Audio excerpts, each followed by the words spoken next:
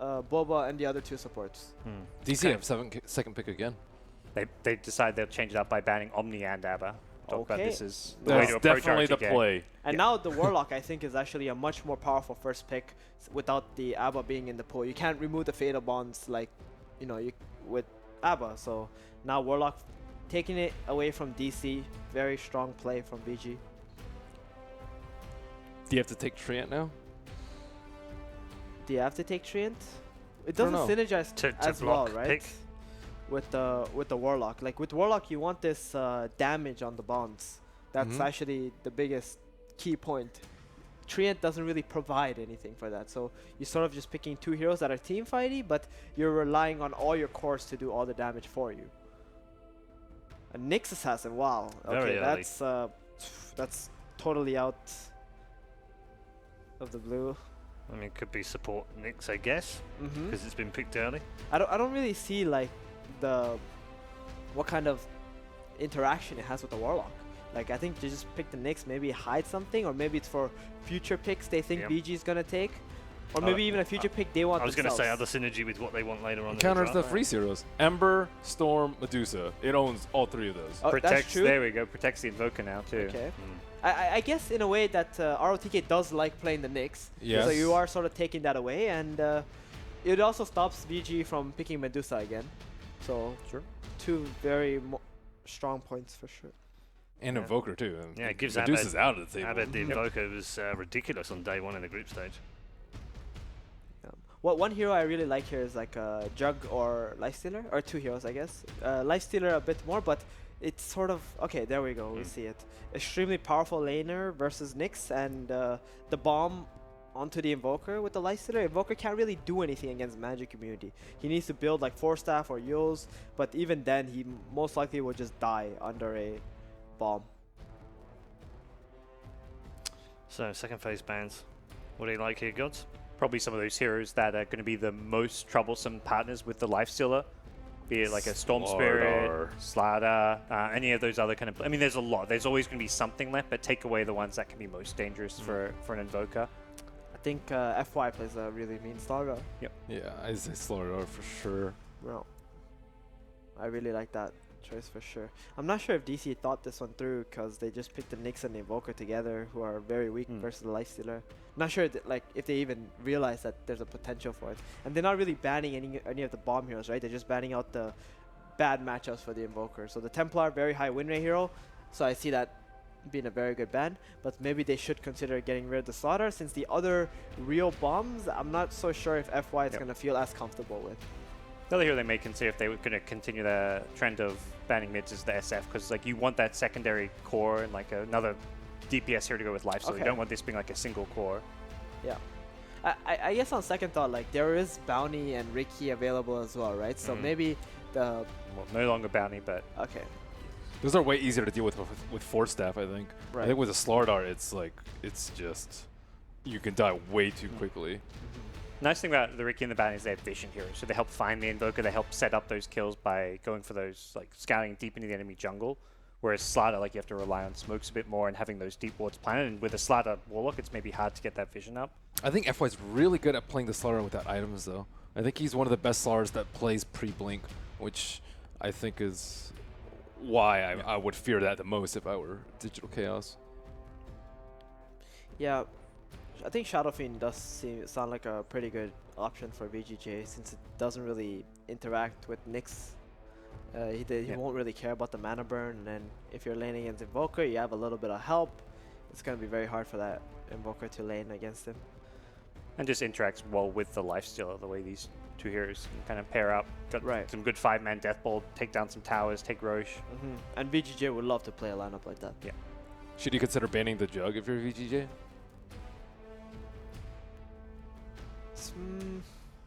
It is a rotation hero. Maybe Venge.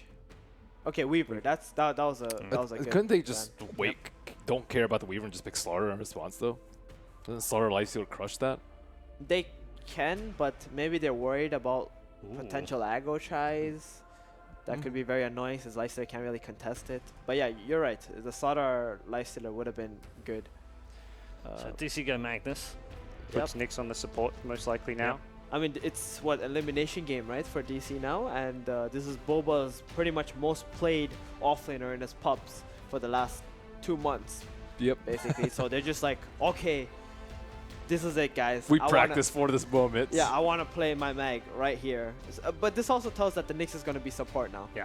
And it's not a very good roaming support. I think VGJ just got pretty much any pick of their roamer, because it's very hard for a Nyx assassin to just contest the enemy roaming hero. Yeah, or they were smart. They picked the Nyx thinking VGJ would think it was a core, so they would pick a lifestealer so they can then counter it.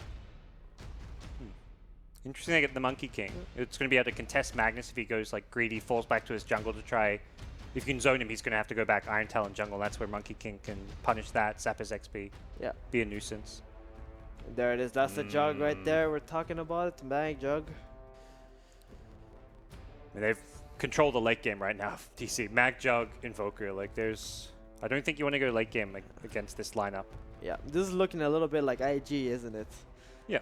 Every time you see Mag Jug together, you're like, okay. And I feel like VGJ want to go like the newbie approach, which is 5-man Deathball down towers, get an SF, get an offlaner that can just go for like an early mech, Vlads, whatever it may be, some initiator, and then just take objectives as fast as possible. Because the later this game goes, the worse you look.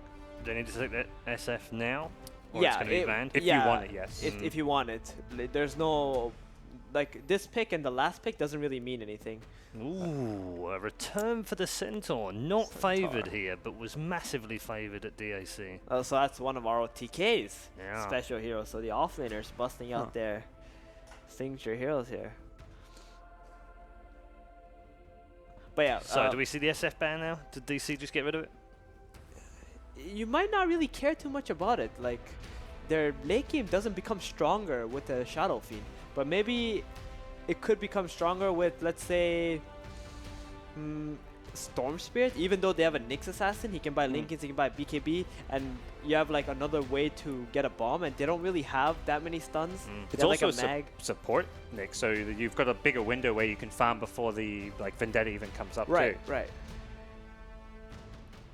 But right now with the Shadow Fiend, I can't really imagine it really carrying them. It could be their pick, but wouldn't say it's favorable. There's quite a few options for Dubu here, Yeah. depending on who plays the And mix. You'd considering- imagine that's a 4, is it? Sorry, what? Dubu? Is that yeah, is Dubu or Demon going to play the Nyx? Dubu plays the roamers, but he plays a 5. Yeah. And Demon will just play the 4 on whatever hero that So he has a few he's- options here. He's got Earth Spirit, there's Ogre, Venge, Slaughter. There's plenty of options for Dubu. It's going to be a tough ban for VGJ. So they do ban the Shadow Fiend. Yeah. And like for the VGJ, if they whatever they pick in the centaur spot or the last pick, it doesn't really matter what order you take it in. It's just a matter of whether you think the enemy will ban it or not. So considering that the Shadow Fiend, they didn't take it there, most likely they didn't want it. Since centaur is like not really a pick that is Or perhaps they didn't know what they wanted from it, because obviously there's something they want, but they didn't pick it. So. Sure, they could buy time, I guess. Okay, so they ban out the Crystal Maiden, which is interesting. Lina, okay. Huh. Right. And they pretty much had already decided that. That was an insta pick. So does Dubu go for an Earth Spirit here? I think with the Nyx, it's maybe a bit weak. Like you can't secure your safe lane too well. What would you prefer? Ooh. Versus centaur. Again. See, this is the weird part, right? When Demon is not playing Warlock, they get really confused as to what hero they should pick for him. And now they've come down all the way to the last pick, and they're still not sure. So he's played like Dazzle, Lich. Oh, Dubu, you that's mean? not. No, Demon. Demon, yeah. I don't So mind you the imagine Venge. Demon. Okay, there's Venge. Okay, Okay, yeah, I was going to say. So Demon plays the Nyx, Okay, so Demon will play the and next hero Dubu then. plays the Venge. Yeah. The Venge is just it's a good save. Help out your Invoker. Help out someone who gets caught by a bomb. It's a Solar Crest building hero. Like I think this is just a pretty safe pick. Amps up all the physical damage. Pretty stable, like 5-position support. Okay, predictions. You're 4 for 4 today, Mr. Chair number 4, which is usually cursed. Yeah. You're bucking the trend. I think DC have got something ready. With they're going for the safe standard heroes. They've got the Mag Jug, and I think DC's got a really good draft for game 2. On the verge of being eliminated, bring out the big guns. We've also all seen 3-game series, so there's a trend here. I'm gonna stick with it. That's true. It's gonna be a long day, Paul. Indeed. 3-game series. Yes, we're only halfway through the day or something. DC for gods. Ben? Don't tell me my record. please. Okay. I'm going with DC. I think they have more team fight this time, and they can actually fight 5-on-5 against VGJ past 30 minutes, which is definitely going to come to. All right. 2 for DC. I'm gonna go with VGJ. I think it's very hard for DC to maneuver in fights, whereas VGJ, they have Stampede, they have Monkey giving vision. You're going to go with VGJ? Yeah. Okay. Split decision from our judges here on the panel for our second game as we head into it. It's VGJ on the verge of making the quarterfinals, or can DC level things up? Let's head back to LD and Purge.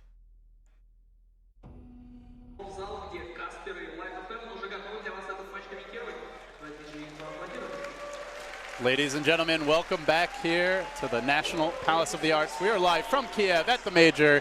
Elimination Day 1 has begun well underway now. Kevin, as DC look to stave off that threat, force this series versus Vici Gaming. Jay, to a deciding game number 3. Draft is now complete. Do you think they have what it takes? I think so. I'm a little unsure about their confidence, maybe. The series they played yesterday, for example, they took it 1-2 versus TNC. They played amazing in their early games, and then they really fell off a little bit after they lost some of that pressure. And considering how Game 1 went, where they had a lot of advantage, and then they dropped off and ultimately lost the game with some close team fights, that's got to hurt their morale a bit here. All right. Well, as mentioned, you know, this is a team that all the players are reasonably experienced on DC. All have competed at Valve events, but as a squad, it is their first appearance on a big stage. So sometimes that can be an issue, just not having, you know, good ways of like dealing with stress or avoiding tilt. So that said, their qualifier run was not easy. When you look back at how they got to this position, they did not go in as favorites in the North American qualifier. They actually struggled quite a bit and just like barely eked their way into the playoffs, and still ended up making a really good run. So I guess that bodes well potentially, is they're going to make the invasion play here, looking for FY, but it looks like Vici might be trying to punish this. Yeah, they're sticking around here. RTK's pretty good frontliner here. Oh, great stun by Demon. Could have been an easy first blood, but now Mason able to scurry away. Ooh, it's got Orb of Venom. This could be a further chase now. Okay. There's the Ven stun. FY still pursuing as he delivers one of the longest range melee attacks over C from Monkey King, but they do end up securing their jungle. So he did grab Jingu Mastery at level 1 here. This could change FY's game a bit, but it kind of looks like VGJ was planning to go aggro try here. No, swinging towards the mid lane, perhaps trying to get to the courier in time. But and holding that courier quite far back as the Monkey King sneaks in. Just a little, nothing to see here, folks. he says. There's the ping though from Abed. He knows where the Monkey King is. I don't think it's going to get to Abed anytime soon. In the meantime, aggro dual lane, Centaur plus Warlock. This kind of seems to be a bit of the hero the last couple days, though. Warlock comboed with a tanky offlaner. Centaur Warrunner has fallen off and picking a lot. Used to be top pick, but it's making a comeback here with the heals. Seems the locals may have begun imbibing as they start cheering for teams not competing in the match, but a slow and calm opening initially as we see Demon wrapping around, maybe threatening to go on RTK here. Could bring in Dubu and have some first blood potential, but Fenrir there to scout it out as he's going to get caught out in a pretty awkward position. Stun number 1, stun number 2. Mason taking the long way around. He's going to start spinning. Fenrir almost walking into it, but actually able to juke away. The Centaur just body block Mason for a moment, so uses that early Blade Fury, which does take about half his mana away, but will at least force the Warlock back for the time being. Demon's trying to chase him, has the boots advantage, has the stun, can maybe threaten for a kill here, but there's still Tango regen combined with the Shadow Word. Demon really wants this kill. He wants to give his team a strong start, but Fenrir is just a bit too tanky. Yeah, I think it's completely worth it for him. There's almost no pressure for him having boots. Mason played that perfectly. He spun early to stop the Centaur stun, but ROTK with the body blocks reacted to that perfectly to save the Warlock there. So not too much pressure from FY just yet here. Abed's still doing, actually he's doing terrible. 1 and 2. That's not good. That is a real bad start. Freeze currently 11 and 11. 22 total last hits in this lane. This reminds me a little bit of when they picked Abed the Alchemist in the mid lane. It was an Alchemist versus a TA. Not a good matchup. This one is a little better for Invoker at least, but Freeze is wrecking right now. Yeah, look at the pressure he gets, and there's still no points in Quas for Abed, so every bit of damage is just brutal to have to deal with as he'll drop his second to last Tango. trying to regen back up, but he's just getting completely bullied. And actually has to be careful not to drop into slave kill range with Freeze constantly peppering him. Even went for the double null tally for the extra lane dominance. So Freeze off to a fantastic start here mid, and doing it without really any help currently. I guess worth mentioning, you always have to be careful about FY potentially showing up mid. And that may be affecting Abed's ability to last hit here as well. Yeah, absolutely. I mean, he was watching his courier in the early game, worried about last hitting that way. He did try for like a Sunstrike right-click kill on the range creep early, and I did see he missed it. So that, I'm sure, cost him a little bit as well. But him grabbing the Wex is most likely because he wants Alacrity here. It's the only way he can be competitive with the Lina, at least right now, considering her early last hits. And of course, looking at DC, great comeback lineup as they have Empower, they have a melee carry to use it, they have a support in the Venge that scales very well, and of course Invoker with Sunstrike can definitely get back in the game should the Nyx be able to set up some ganks. But it's a support Nyx, so those rotations aren't going to be coming particularly early. Yeah, the fast 3 at 6, it's going to be so much better for DC, especially because Venge is not really the best roaming hero. Had some mana problems, not the best at bullying heroes. It's going to take Nyx setting up those Sunstrike kills. FY looking to set up here in the mid lane. DP from tree to tree might have been spotted. They saw them grab the rune, that's why. The DD disappeared, the Observer Ward was there, and now they know there's a smoke. A bit of wasted time as we're going to see the scan connecting. So Demon and Dubu still trying to figure out where to go. The scan's still showing. Heroes are in the neighborhood, so it's going to play this one safe. In fact, Freeze trying to reveal the smoke and does manage to clip Dubu, forcing him away. They did get a ward down on the high ground, so that vision perhaps will help stabilize this mid lane for Abed, but Abed really struggling early. CS game is on point for VG Gaming as they've got 3 in the top 4. Now the jump onto the top lane. Bulba getting caught out here on the Magnus. Can they chase him down? They've already committed the open wounds. They've got the phase boots. Bulba turning and trying for the Quelling Blade, but the first blood does go the way of Vici. Quick, decisive kill. They do kill Freeze though on the mid lane. Now, I didn't see how they wrapped around. They must have just ran through the jungle. Maybe it was Freeze feeling really safe because he did reveal them, but that's absolutely a big kill here. Yeah, he revealed one, I think, by that point. Demon's it was Dubu, I believe. Smoke might have worn off, but it also is nighttime, so you don't have the best vision. And yeah, there's actually way better wards around the mid lane for the Radiant team. The Dire team, it's spots near the rune spot where they might wrap around and gank the Warlock or the Centaur. Definitely a big target would be Warlock, but ultimately, because of that ward, Freeze ends up getting caught instead. So going to help Albert catch up a lot in the mid lane. He's actually still about 500 gold behind. Pretty big, but Invoker's a farmer. He may get there. DC looking to set up here, and RTK going to walk right into it, but they continue to chase. They are going to get the Venge stun. Long-range lob from Dubu. Sunstrike, Blade Fury, and the stun from the Nyx. Is it enough for the kill? Mason secures it, as he was still spinning, able to dodge that Centaur stun with ease. So this is a much-needed kill for their team as Abed starts to crawl his way back into the game. I guess now with things a bit slowed down, though as I say that, Freeze moving in mid. He's only level 5. He's not really that close to the Laguna, so going to need some help if he wants to go for the skill. Yeah, it'd be a hard kill. It's a little unfortunate for him, but did you take a look at Jug? This is the least cosmetic items I've literally ever seen on a Juggernaut. It's like very, very important, right? It's got little bracer things, no Arcana. I mean, this is the legendary Mason, and he's just going classic Mason. He just doesn't care. Pre-Arcana era. Old school. New stuff. Demon's still hanging out around the mid lane, ready for setup here. But will they get the D-Ward? Ooh, he's going to get the Sentry too. That's huge, actually. Yeah, now to be fair, I guess it's not like the Nyx can really exploit the lack of a Sentry, as he's not close to Vendetta, but still a nice 2 for the price 1, and sure as their obs will be uncontested as FY lurks near the bottom lane, but Jug not a particularly easy kill.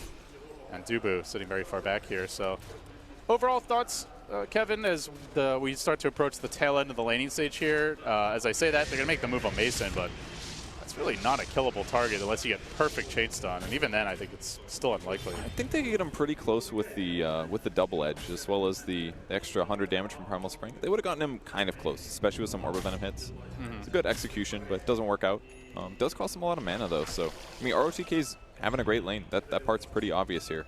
It's almost hitting level 6 while kind of in dual lane experience.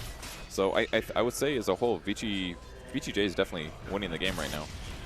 Yeah, and certainly the graphs reflected already up 1,500 gold with only the 1 kill advantage. So we are going to see Another aggressive DC ward. trying to claw their way back into it. RTK continue to leech and now does have access to Stampede, so makes it much harder to find those Sunstrike pickoffs for a hero who might get caught out of position, though needs the mana to activate it.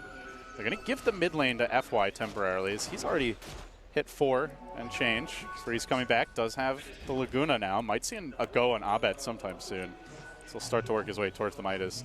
Is catching up decently on the Invoker at 26 CS, but still not a great start overall. And the supports on DC's side are still having a little trouble finding some action. I mean, they got the D-ward mid, they got the other Lina kill, but they've been looking for kills and not doing that much else. They'll give another shot at that right now. Smoke's popped. All right, who will they find? Dubu backing up Abed in the mid lane, and meanwhile, FY in position to reveal that smoke should they head back towards top instead. They're going to plunge into the dire jungle here, but Lina, They gotta land the stun. Freeze in a good position. They go for the Wave of Terror. They don't have the follow-up, but now the TP rotation's going to come in. They did commit the Stampede, but that actually allows them to set up on a Demon. Rage from Aggressive, mauling away at the Nyx Assassin. Just a couple more auto attacks will commit the Carapace for this. The Dragon Slave not timed quite right. Won't be enough for the kill there, but Aggressive able to get that one last swipe, bring him down. Pretty much perfect positioning there by Freeze when doing the Ancients there. They go high ground almost instantly, their smoke breaks, and those guys are not going to be as fast as Alina, who's got Fiery Soul, so very difficult for them to initiate and do the chain stun. But if they would have gotten the first stun off, absolutely kill possibility with the Sunstrike. So it was kind of a good attempt for DC, maybe not the right path to take, maybe a difficult gank to get in the first place. So DC, we are seeing Bulba go for the extra points in Empower, which has become like the de facto Magnus build as of late. Grabbed the Iron Talent earlier. It's going to be going for the Blink Dagger first. So I guess, Kevin, thoughts on how DC get their way back into this game? Is there something in particular they're waiting on? And if so, what is it? Yeah, I think the Blink is absolutely an aspect of that. A lot of times we do see Midases picked up on Magnuses, sometimes after Blink, sometimes before. So I think the Blink is a great way to start that. A lot of Magnuses have been really crucial for that. RP the good hero, skewer them to you, get the Omni Slash off. That's a kill on a tower usually. So I think that's what they're aiming for. Little pressure pushes like this are really effective as well. These two supports are both very good pre-6, so this should be some. Mason getting a little low though. This is getting dangerous. A little scary as the jump comes in. Monkey King pouncing together with Aggressive on the Demon. Looking for the Carapace timing here. Aggressive able to finish him off though. Gets the kill. And the rest of the team forced to retreat. So tower still held bottom lane. All the while Abed is getting a little me time working towards the Midas. Pretty close at that.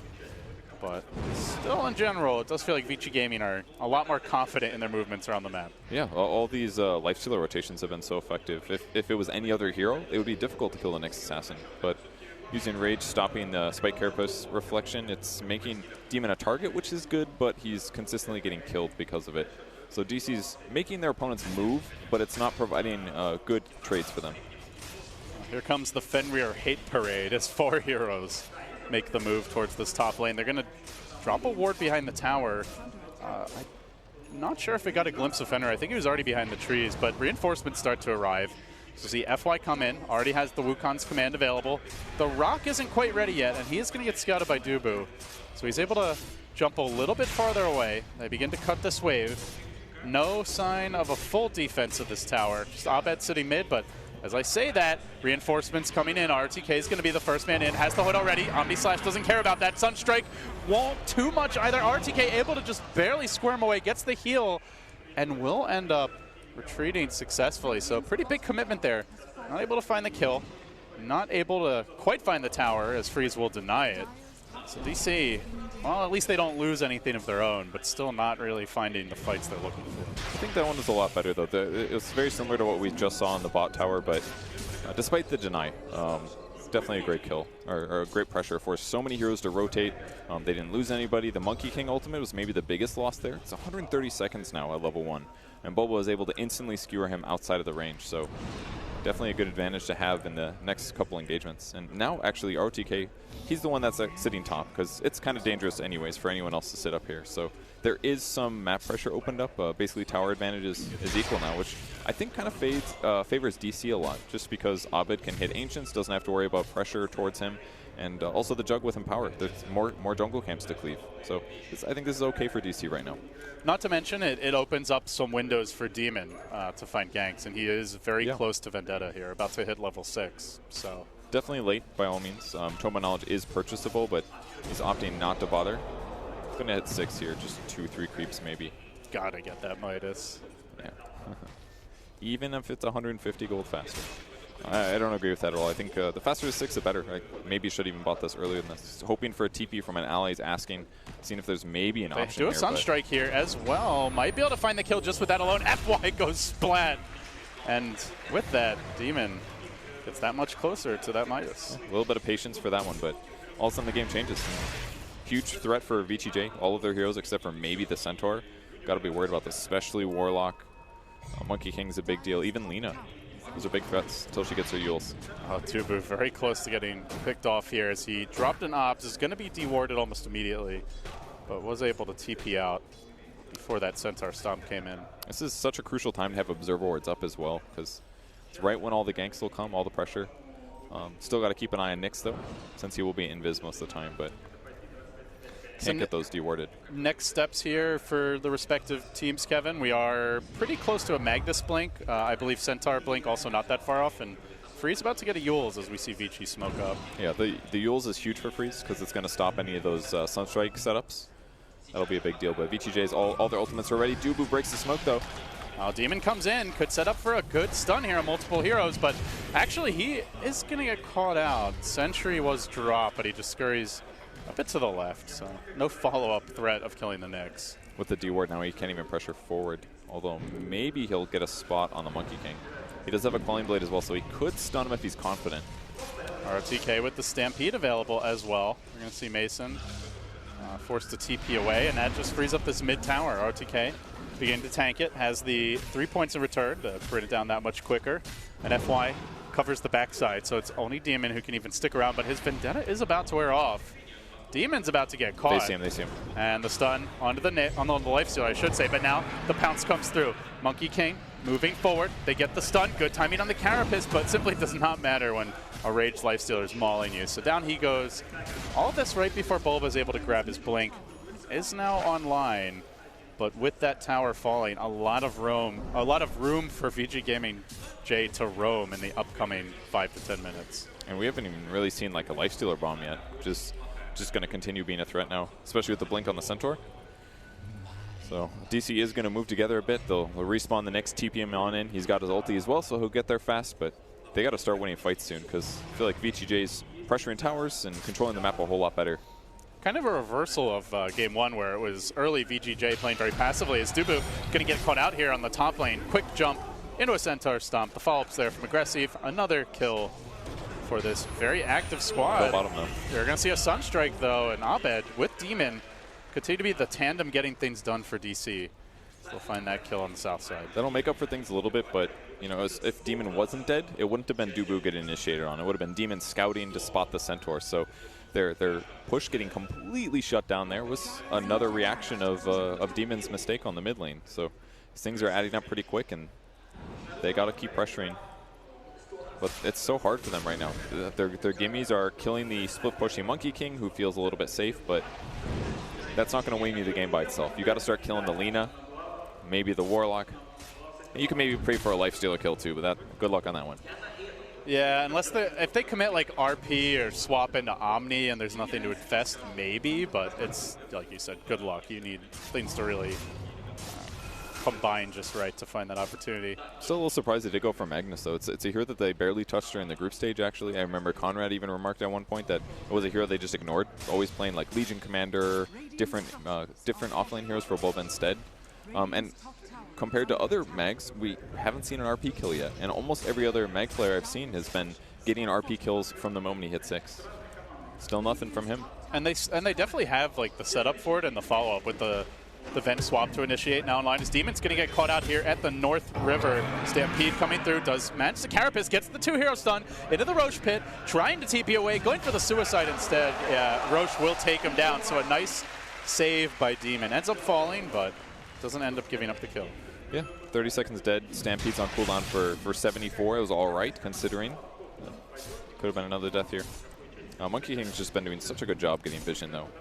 Great aggressive wards, kind of weird spots, spotting where the heroes are, whether or not they're sitting behind the Juggernaut. It's put him in a good spot, and it's maybe one of the rare times we don't see a Jug way ahead of his opponents due to Empower. It's farming well, though. It's getting pretty close to Lifestealer, considering no Midas. Yeah, Lifestealer have been doing a little bit more through the actual combat against enemy heroes. They're going to start to clear an Ancient stack here. Freeze coming in for the assist. And Ancient's now down, wondering when VGJ goes for that next round of aggression. I mean, they might as well do it soon, right? Lifestealer looks so farmed compared to Juggernaut. Juggernaut's probably, yeah, he's just about at Manta. Empower will make up for a lot of this disadvantage, but the Sange, Midas, Armlet, Lifestealer's going to kill all these heroes really fast. None of them really have that much armor. In fact, like Invoker, for example, this guy's going to get shredded by a Lifestealer if he finds him. Yeah, he's got eggs, though. And, you know, speaking of the need to get aggressive here, Abed has quietly gotten himself back into relevance and finds himself with an Ags complete, third in net worth as VGJ Gaming make their move. They've got the initiation potential here from RTK. Who's he going to get? He gets caught by the Wave of Terror. He runs right into a Tornado. Good reaction play by Abed. Oh, now the RP. That's on two, but the counter play comes through from Fenrir, dropping the rock, blocking Bulba in place. Now forced to turn tail and run. They'll lose Dubu. Can they get out cleanly from there? Mason has the Omni, eats the Laguna, does go down. Tasered from behind as Freeze halts him in his tracks. Now the Sunstrike on top of where his corpse is about to lie. Abed gets put 6 feet under by Aggressive. 3 down in the end. He got the 2-hero RP, but the Warlock ult was the trump card. Yeah, I don't think he had anything like Meteor ready. If it was, it would have been amazing. Either way, Tornado reaction, the Wave of Terror to interrupt the Blink for Centaur, it made the fight so much better for DC, but the Golem did just enough to disable their ability to continue pressuring. And the RP really was kind of just felt life-saving, not so much it's time to fight. So DC doesn't get what they want out of that one, losing 3 heroes and the important Invoker. That's not good. I believe the 2 heroes they caught in the RP were what, the Lifestealer and the Centaur. So like it's not like these are easy kills by any means. Like Lifestealer's with Armlet over 2k HP, lots of armor. RTK has the hood, so you know, hard's RP into what is kind of the question. And it's perfect for Lina as well.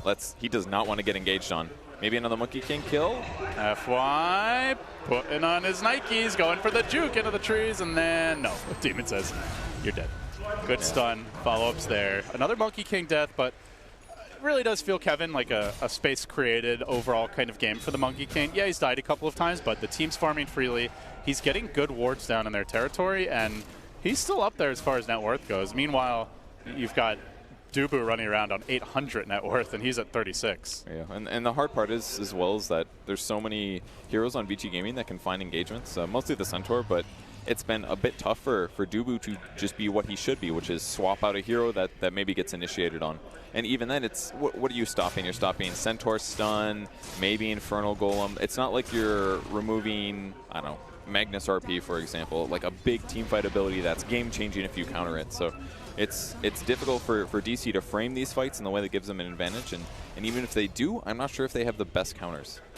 So I'm curious for your thoughts here on the Lina pick from Freeze and the way he's itemizing. Went back for BOTs, now Bloodstone in the quick buy. Do you like the Lina build? Do you see Freeze going pretty late with this hero? He had to get the Yules this game. It was too important not to, because Omni Slash would kill him, a stun into Sunstrike would kill him. He needed the Yules to protect himself from those 2 things. So basically he's going standard now. And the BOTs on top of that, maybe to try to turn around some pressure ganks that happen in various places. The extra movement speed is potentially really good against heroes like Jug, maybe even Magnus as well. So the only thing I don't fully understand maybe is the BOTs, but I think the Yules super justified this game. I guess it's quite nice with the, you have like Stampede, you have BOTs and Lina, and maybe infesting Lifestealer, so the turnaround potential on ganks is a bit deceptive for VG. He's basically an IO, right? Jump in me, Lifestealer, we're going over there. A very tanky and potent IO, but yes, definitely. Did go the Light Strike array damage as well. Kind of interesting considering the Yule Scepter, but I like it. He'll be able to basically get free buybacks this game a couple times. Yeah, he'll have a very quick respawn as Freeze moves into the Roach Pit, is going to combine with Aggressive. Going back for the Dead Slater now. Sunstrike will scout this out, but can they get here in time? If the follow-up comes, that is another question. They are TPing into an Observer Ward. Demon showing himself. Centaur can't go though, he's getting hit by Roach. This is going to be, Monkey King can stop him maybe. Oh, he went for the stun, but he only hit a Rage Lifestealer, so Aggressive is going to get the Aegis for free. And now DC, having been scouted, might want to back away. Yeah, their tempo is definitely off here. They showing up to a Roche like that late is almost much worse than just not going at all, to be honest, because it barely slowed down VG Gaming at all. They still get the Aegis, and that's a bunch of TPs, movement. They know exactly where DC is. Their ward spotted out 2-3 of them, which means the next 45 seconds or so for VG's easy. They'll just wait till they're full healed, group is 5, and start pressuring those tier 2 towers. And again, that's all due to the Monkey King and that great Observer ward that's setting it up. So not something you'll see on the scoreboard, but something that FY still creates for his team. As Demon now moving through the Dire jungle. He actually walks past a minefield of sentry wards and into a dust. The stomp is there. Follow-up coming through. Aggressive. Rage cooling down, trying to wait for the right opening. Demon throws out a wild stun. But it's a swing and a miss of a gank. Maybe forcing it too much now, Kevin, is he's just desperate to set up these kills, but gets punished. Yeah, this is the first one the first kind of pressuring he did without a Monkey King being in a aggressive pushing position. So he even anticipates the ward on the high ground, but it's not actually what happened. Just all these sentries are very smart by VG Gaming. This is where the Nyx is going to go looking for cores, because that is the safest place for VG Gaming's heroes to farm. It's like the Great Wall of Sentries, really. Yeah. You've got to go like all the way into the top lane, and then you're just walking near the tower where backup can come in anyway. So. It's a lot of gold by all means, but if you're winning like this and you can continue getting those pickoffs and making sure they don't get pickoffs when you're winning with net worth, that continues your lead, helps you close it out. And as we talk a lot here, Freeze maybe going to get caught by Abed. Is on the hunt, throwing out the tornado, not going to connect. So we will see Freeze back away, but we talk a lot about the Nyx getting caught, and again, this goes back to your point, like we just haven't seen much out of Bulba this game as far as ganks go. Yeah. The 1 RP top, but actually end up getting punished. Now Mason trying to TP away. Dupu is there, has the swap available if it's required. Now stampeding through. He really wants this kill. Swapping mid-stampede, so still able to get on top of him is RTK. Now the follow-up coming through, the Boundless Strike. Laguna, they throw the kitchen sink at Mason, and it is enough to take down the big man. Now Freeze looking for Dupu here in the trees. Finds him with the Yules, throws him up in the air, drops him back down into the stun. Waits for the Bloodstone. I'll take one more charge, thank you. Up to 13 now.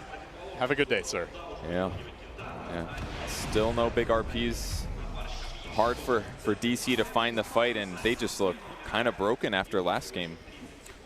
Do you see that? What's the question about this team was how would they perform under pressure as a squad? You know, we've seen great individual performances from most of these players at the past Valve events, but not as a 5-man team, and VG Gaming showing backbone here as they lead 13-5, up by about 12, maybe 13,000 gold. Quickly making work of this tier 2 top. They'll bring that down too. Gonna reset, just to be reclaimed in 2 minutes, but I believe about to get the Desolator here on aggressive. Just needs the recipe, it looks like. So another power spike coming for this squad. To go with that, RTK has picked up a Reaver. So Bloodstone already, as you mentioned, online. Shadowblade coming for Freeze. All the cores are farming.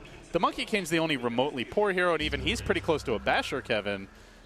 VG Gaming are not only winning now, but itemizing so that their armory can just let them win like the next 15, 20 minutes with ease. And I don't see that same kind of strength out of DC. They still have Midas on Nyx Assassin. He's hoping to find a free Monkey King pushing out the top lane, so they're using the illusions to sort of bait that by pushing, but it's so tough for them to find these kills. Even if Demon walks into Freeze here, I don't see that working out so hot for them either. Yeah, remember, you walk into him, you have to worry about the stampedes. You have to get a clean kill, completely chain stun him, or he's likely to get away. They just all look so safe on VGJ. Look, they're actually spread 5 across the map, taking whatever they want, continuously putting wards in the place where DC is going to have to cross to actually gap close to them. And honestly, even if DC uses a lot of smokes right now to get some of these kills, if it's not more than 1, I don't even know if it's worth it. Because on this trajectory, VG Gaming is going to get so far ahead that DC will really need smokes at some point to win major team fights. Well, these Infest Bombs just got a whole lot scarier. Now, you don't see her coming, but Freeze could well be the vehicle delivering that Lifestealer payload. Probably not into a team fight, but certainly into a pick-off. Yeah, and hard as well for DC to get the engagements. Even sometimes being invis for half a second cancels a swap or disjoints a stun or gets you just a little bit of distance between you and your opponents. Have we only seen the 1 RP this game from Bulba? I think that's the only one we've seen. It's a great RP, but maybe needed more. Sentry down does spot Freeze very briefly here. It's going to make them unconfident. Dubu. Dubu made a boo-boo. He gets punished for it. VG Gaming catch him out, and now perhaps transition into a push, though. The only tier 2 up is the bottom. So Abed's going to push that lane out as he works towards the Octarine. But at this point, if you're DC, what is the game plan? Is it just play the long con and just try to take it ultra late, just looking to farm on, you know, Mag, Jug, and a split pushy Invoker, or do you try to find a fight? I think they might be biding some of their time. Obviously, they'd love to get a free pickoff or something like that. Yeah, they're just constantly hunting for Lina. They did this on the top lane as well. Sentry down, wait to see if Lina approaches, or maybe another hero if they also have Invis. Try to get that kill. And with that, they could actually control the map a bit. But if Lina doesn't actually walk into one of those, and she may soon, wait until Roche. Take another fight then. Try to take the Aegis. Use that for advantage. Now they did see Freeze here as he scoots right past an Observer Ward. Demon is going to commit for this, but remember, there is Stampede ready. And he's safely tucked behind the tower. In fact, the rotation's coming. FY will grab an Invis rune. They want to pounce on Freeze. It could end up being a trap. They're going to get the stun. Follow-ups there. Meatball gets dropped. They get the kill quick, and now they need to get out just as quick. Aggressive coming in. Not able to finish him off in time. They do scatter, retreat successfully, but Abed getting clipped on the way out. FY there, leaping forward, getting the balance strike. It is a good tornado. What a tornado. Will he be able to get out? He will! Sick play by Abed. Makes it back towards safety, so both of DC escape, and they waste some much-needed VG time. I don't know if I've ever seen a tornado TP on 3 heroes. That was incredible. Under pressure, a potential elimination game, and a youngster, to put it mildly. Abed, still not at the age of majority, but he was cool as a cucumber there. And that kill alone gave them a big gold advantage. At least helps make up some of the stuff that VG Gaming has been attaining this whole game. Helping Demon, he's got his Blink Dagger now. A very hopeful queue up of the Ags on him. But VG Gaming pushing the bot lane out. They'll probably take this tier 2 tower. Then it's about Roche time. And then the game changes again. That'll be the next place the fight happens. But with the ward advantage that VG Gaming currently has and far more towers nearby, might be hard for DC to take it. But if they can, they could turn this game around. All they need is a big team fight win, maybe a couple more crucial ganks. They're going to spot the Lina again. Maybe they can play around this. Freeze does have the Yule Scepter, so they kind of need to stun him into the Omni. Time it properly, and they do just that. DC striking again. Some clutch kills here when they desperately need them. These little traps are paying off, and I almost wonder, like, do we have to see a gem commitment from VG, or either that, or do we just see Lina no longer going for those solo ganks? Yeah, I mean, those 2 deaths in a row really changed the tempo a lot.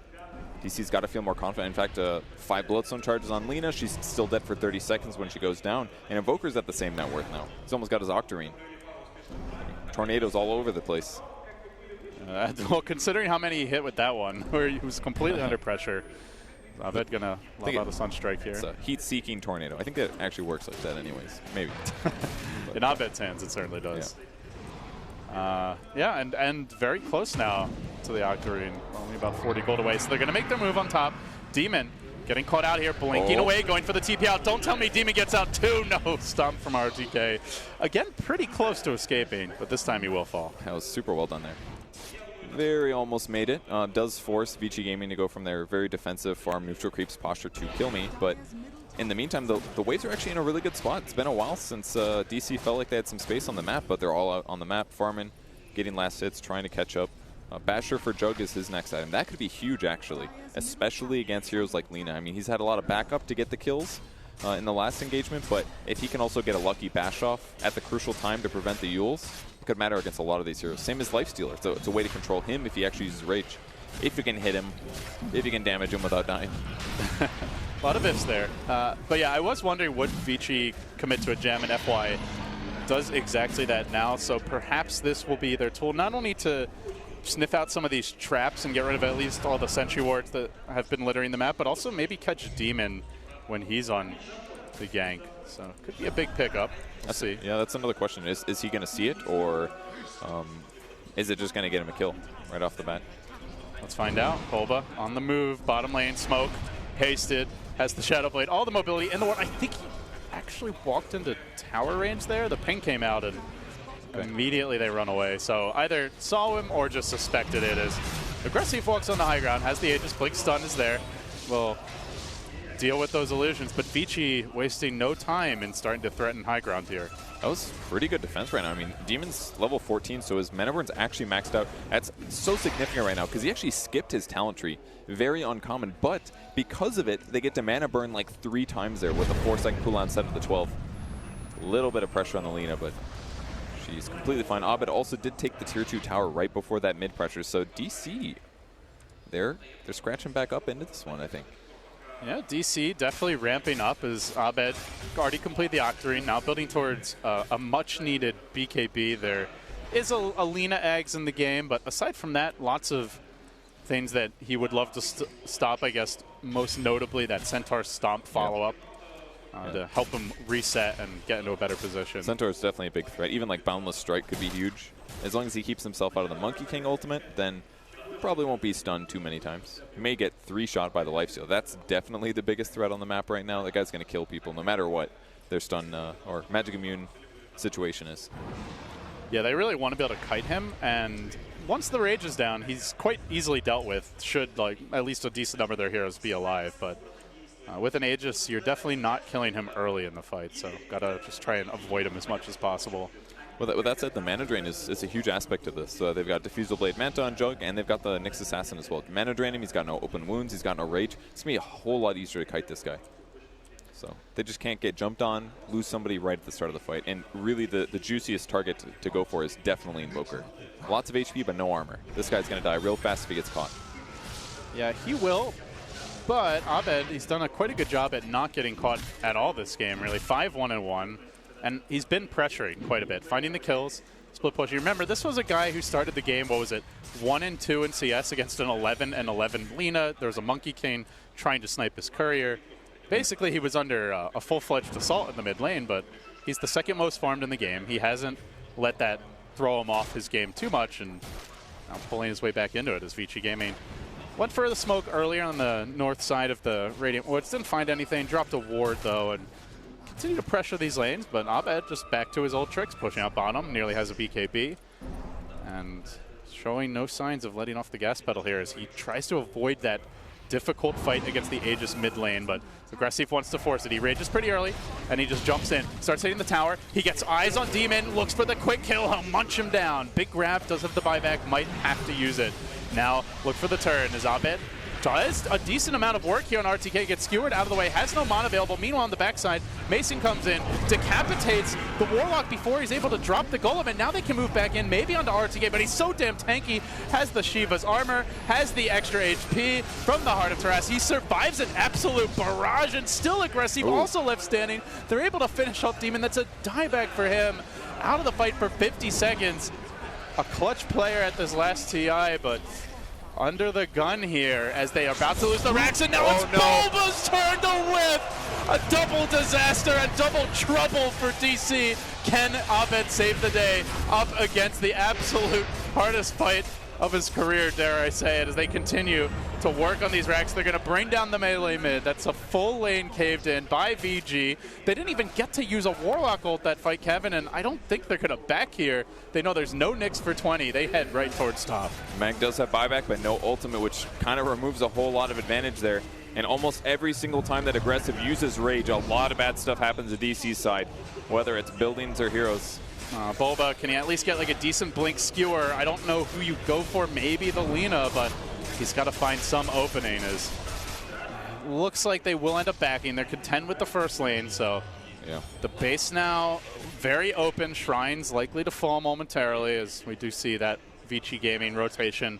First the North Shrine. I imagine the South soon to follow, but map control certainly theirs, and I imagine just looking for that next good fight to try and take a second lane. Yeah, I mean, after that advantage, especially with a dieback, I guess he did spend his time in the fountain at least, but VG Gaming, they're going to be able to control the map again. I mean, play it out safe. Look at the ward vision again. They've got sentries everywhere. They've got observer wards everywhere. DC does not have good control of this game anymore. A very revitalized Vici Gaming, who, you know, had a pretty big hot streak and looked like they might be the top team in China going into DAC. Then it was IG who kind of seized that mantle, has looked dominant since then. But Vici Gaming coming back not only into this series, but also into this tournament and potentially giving themselves a boost to a hopeful TI invite if they can keep this up. I thought for sure you were going to say Into Our Hearts. I felt it coming. You didn't then go there. and then I let you down. And No, it's okay. It's a little cliche, but I would have felt good about it. But not now. Cold Heart continues. Of all the people to bring that up, Kevin, I didn't think it would be you. Yeah, me neither, actually. What's happening? Purchase Is VG Gaming changing me right now? Things I never knew. So controlling the map again, pushing the lanes out, making sure they, even if they don't have wards in the right spot, their creeps will give the vision for them. And DC looking to do some baits here. Please, Gankar Invoker. This is a guy that's been he has been solo pushing a lot, but I don't think VG Gaming care about the Invoker right now. They just kind of want to push in these lanes, find maybe the next, just wait for the next Roche if they want to.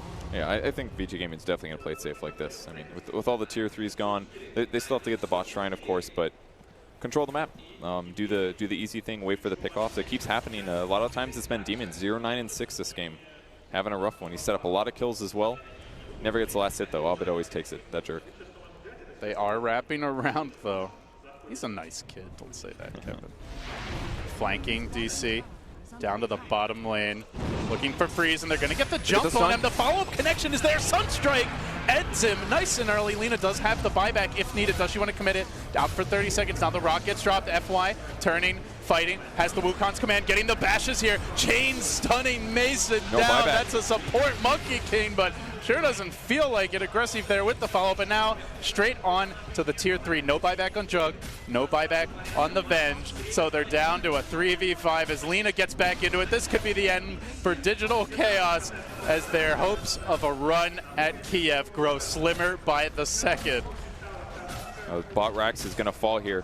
But with Jug 250 gold only off from his buyback, it guarantees the Rax falls almost instantly. They did pick up the Abyssal, which was super crucial to guarantee the Lina kill, but with no good follow-up, no good Omni Slash, the rest of VG Gaming just sat back. They said, fine, kill him. We'll wait till we're ready to get you. Meanwhile, there's a 4,000 HP Centaur just running roughshod over their base. A Bulwark in the front line. They throw the Sunstrike. They throw everything at him. He doesn't care. He survives, lives to tell another tale. Demon. Aggressive now, just munching on Demon. Another death for him. The long range taser from Freeze. That's it. It looks like salt in the wound. And a final finishing blow as VG Gaming KO Digital Chaos, knocked them out of the Kiev Major and advance themselves into the top 8. VG Gaming, definitely one of the teams that had a hard road in the group stage, only going 2-2, but they looked real good in this match, considering that DC looked like the impressive team during the groups. A lot of expectations for them to at least win their first match, but they fell short. It looked so good during game 1, big advantage. It was the reverse this game. Lots of lane disadvantages. They didn't find enough ganks in the early game. And then when they got in the late game period, they never got RPs. They never found openings. Just, they couldn't find that much to happen this game. Well, I mean, you look at this guy, the man, the myth, the legend, RTK himself. This is a veteran team. Not only RTK, but Aggressive, FY, Fenrir. Really, the only newcomer is Freeze, so you have that major veteran core. Like, that gives you a lot of confidence in these high-pressure situations. To stay calm, you know, bring the enthusiasm and the energy, but not choke, not make careless mistakes. And honestly, they looked like a well-oiled machine here down the stretch, Kevin. That was absolutely another aspect of what it seemed like DC did in the last game. They went for heroes that they weren't super comfortable with, perhaps, heroes that they hadn't typically drafted, and they definitely underperformed a little bit in this match. I think everybody was expecting a little bit more out of them. All right, well, DC, they get sent packing. VG Gaming J advance now into the top 8. They will be fighting on day 3. And with that, we'll wrap it up. Get ready for our 4th and final match of the opening day here at the Kiev Major. It's back to Paul and the boys of the panel. Thanks very much, Elder. Yes, congratulations to VGJ. They become the second Chinese team through to the quarterfinals at the expense of DC, and they do it for the first time today in 2-0. Let's wrap things up with our panel. Gods, we'll start with you. Pretty good display in the end by VGJ, coming through that second game that looked much easier than the first one. Yeah, there was maybe felt less assured in the mid game, but their early game was heavily dominated. They won the lanes. It just felt like DC couldn't get much done with this kind of awkward support duo. The Nyx with the Venge. Their only real hopes was mid game, like getting some Nyx ganks happening with the Sunstrikes. Like Abed was involved in like all the kills for the team almost, and I mean, it kind of came down to this Abed versus the World Snare in the late game. Bulbous couldn't really find any openings to get RPs off because they lost complete control of the map as well, and just great execution from VGJ. Yeah, disappointing way to go out, Ben, after what looked like a promising group stage. I think DC were one of the teams that like peaked in the group stage and then has been playing relatively consistently since then. Whereas VGJ, where was this VGJ during the group stage and during DAC?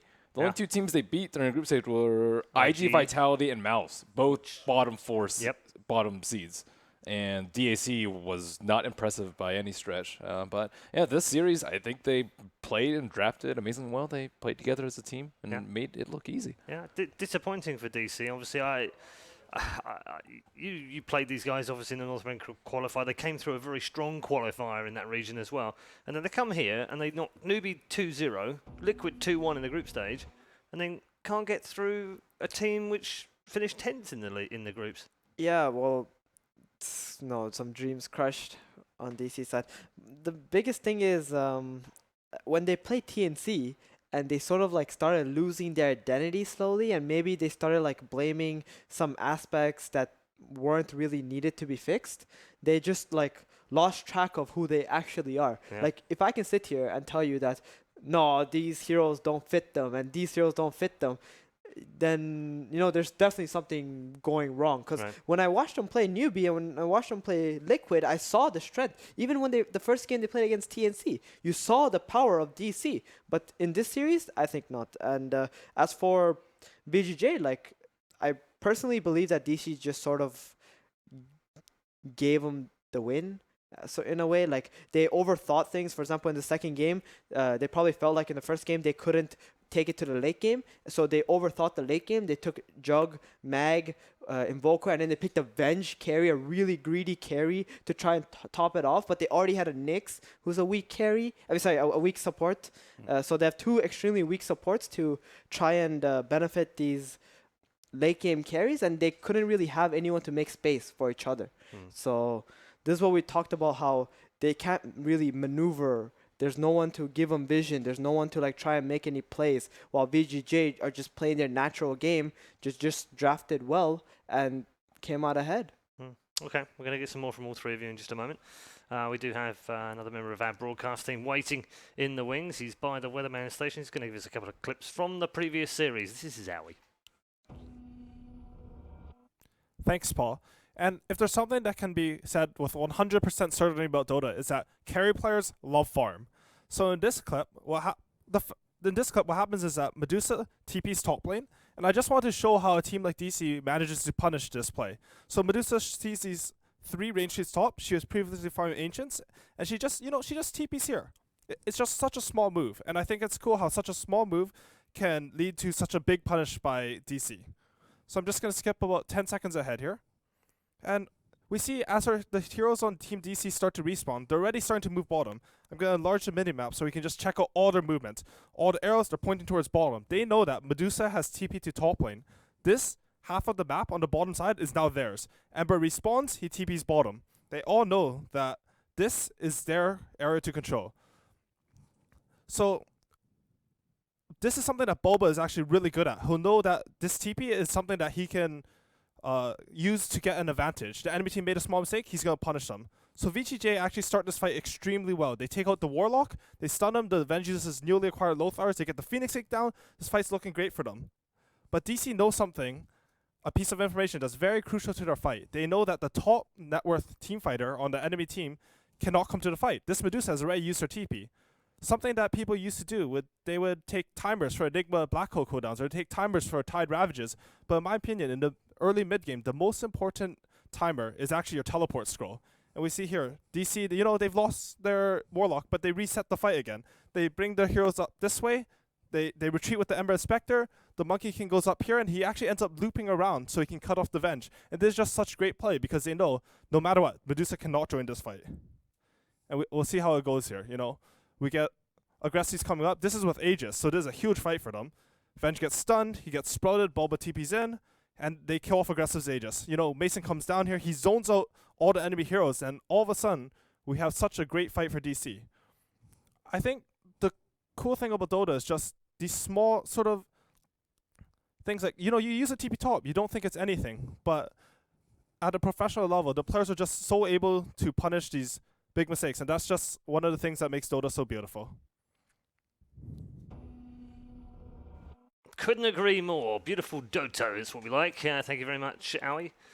He'll be back, of course, tomorrow with more. We've also got Team finishing off the evening as well at the Weatherman Station. Plenty more to come tonight. I know it's late for you. Thank you very much for staying with us. It's been a very long day, but it's still got one more series to come, of course. Virtus Pro, one of the top seeds, going in action against IG Vitality in our fourth and final series. Before we get there, however, we do have an interview ready. Shiva is in Kiev right now, ready to talk to Aggressive, so let's go there right now. Thank you, Paul, here with VGJ Aggressive and Translator Jack. Hello, congratulations, first of all. 恭喜。谢谢。 Now, in this first game, you were dealing with a very scary tricore from your opponent team, and it seems a really tricky position to be in. How did you deal with that high-pressure situation in team communication? 就是第一把比赛中，你们面对一个比较难打的一个逆风劣势的局势，就是对面有个3核，然后你们好像一开始就是落后于他们，然后你们是在沟通方面怎么去调整一下，然后怎么面对这样的压力和这样的情况？我们第一把的阵容是比较偏团战的，美杜莎、凤凰、大树，前期的那种小节奏会比较少。他这种英雄的话比较吃自己大招，对吧？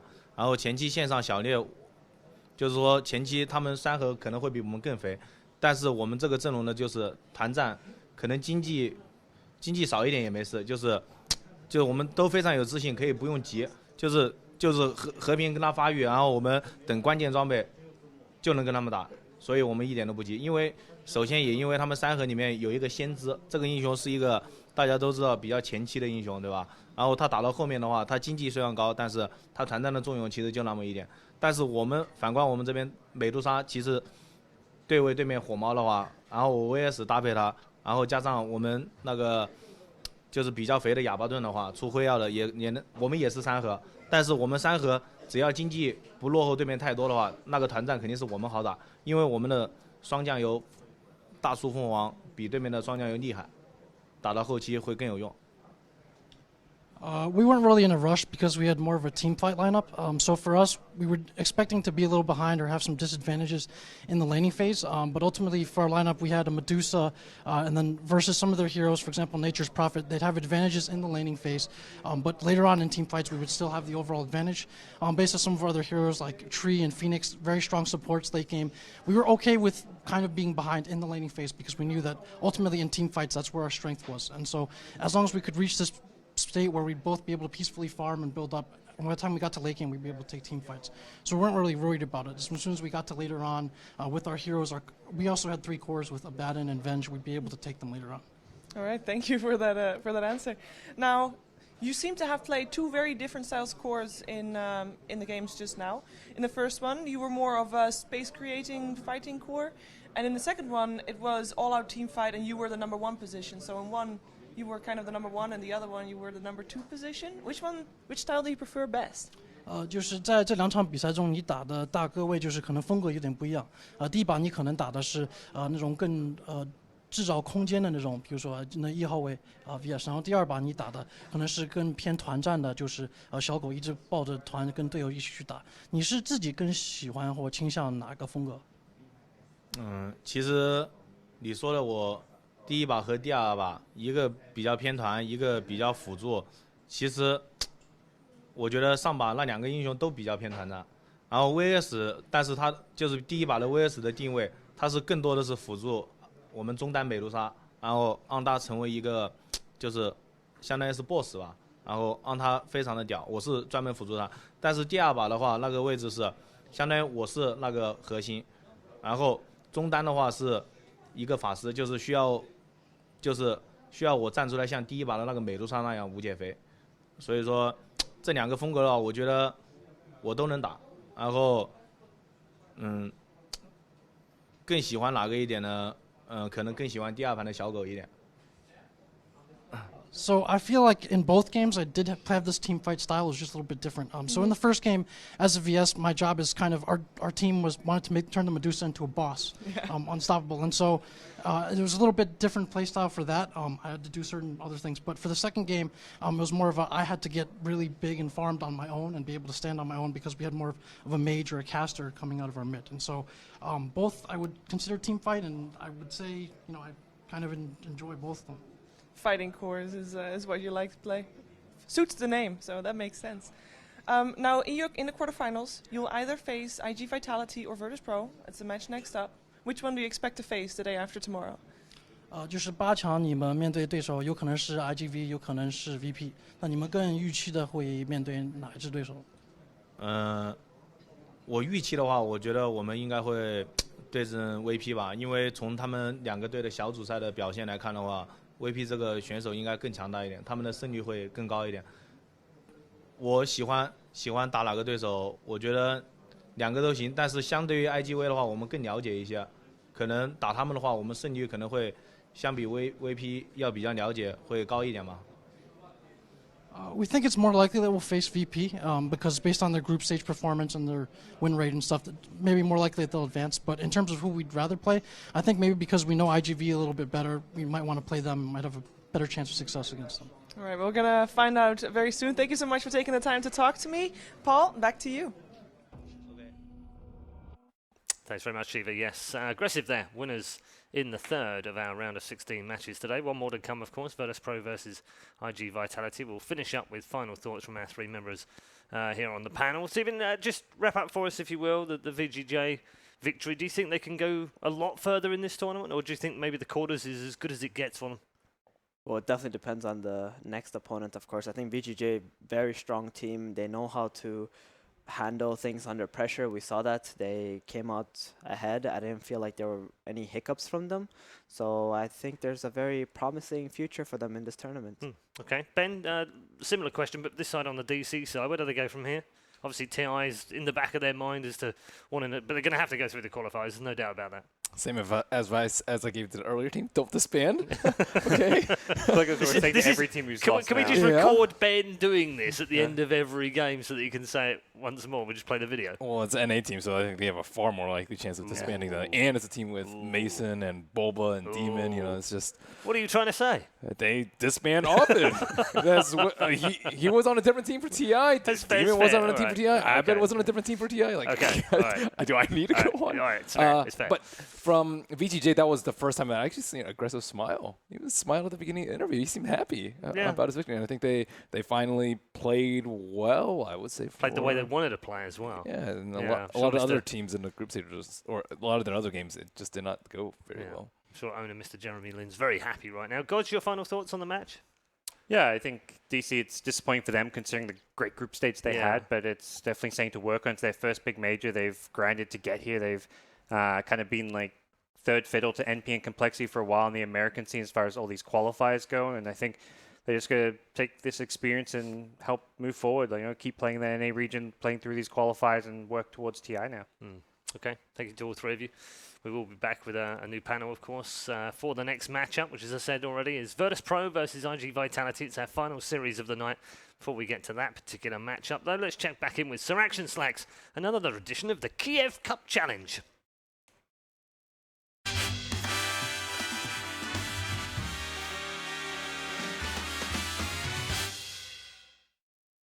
Teamwork can make or break a team, especially in Dota.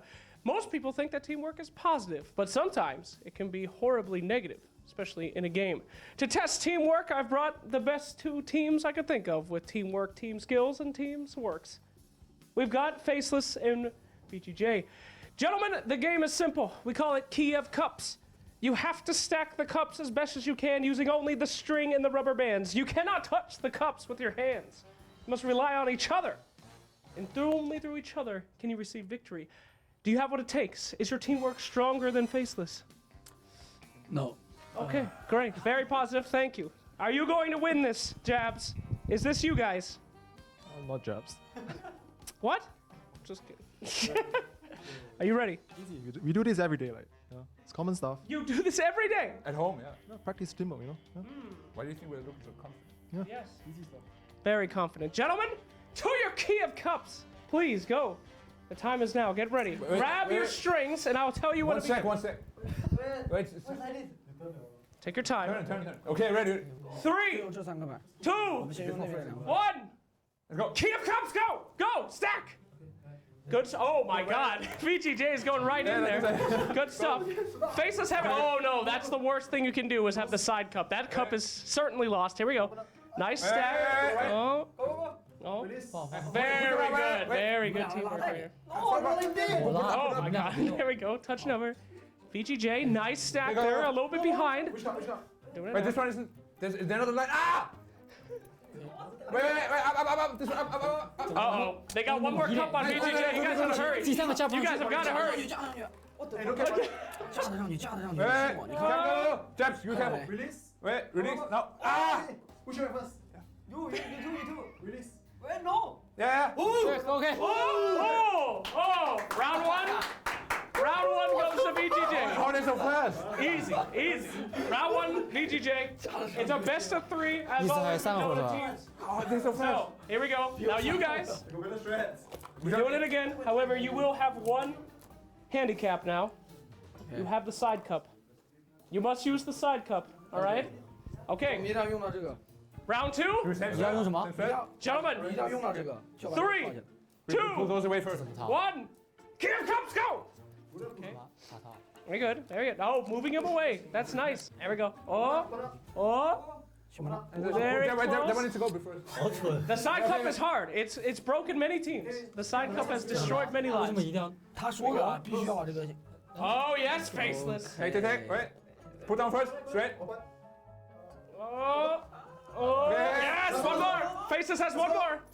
VGJ has conquered the side cup. Down. Good. Let's go. All right.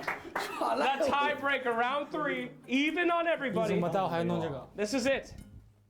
Gentlemen, now you both have side cups. Triangle. The most difficult thing, you must use the side cup. Easy. Are you ready?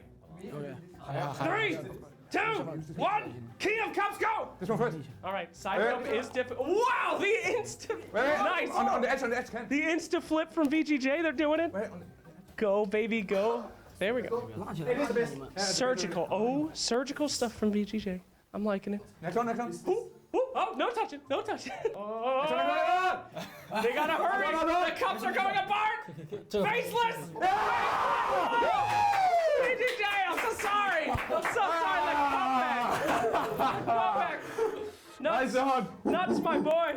You said it was easy. You said this was normal stuff. Normal stuff, everyday stuff, yeah? Nuts. Well done.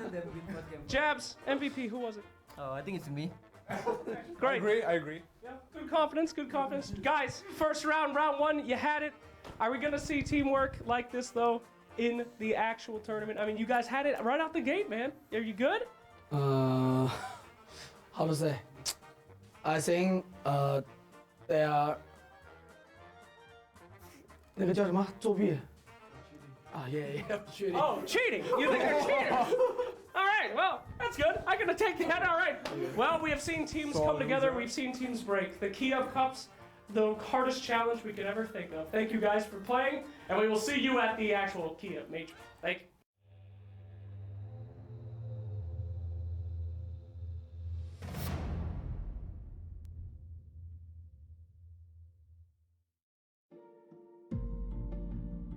A game changer is that moment when you see something others don't. It's the big idea that causes a dramatic shift in the landscape. It's the place where preparation meets passion. We think passion is a journey, not an it, but a how. How far have we come? How can we tell a better story? How can we reach the most people? How far can we go? The game changes us, and we, in turn, change it. We wouldn't have it any other way. Are you part of this journey? PGL, Innovation, Passion, Esports.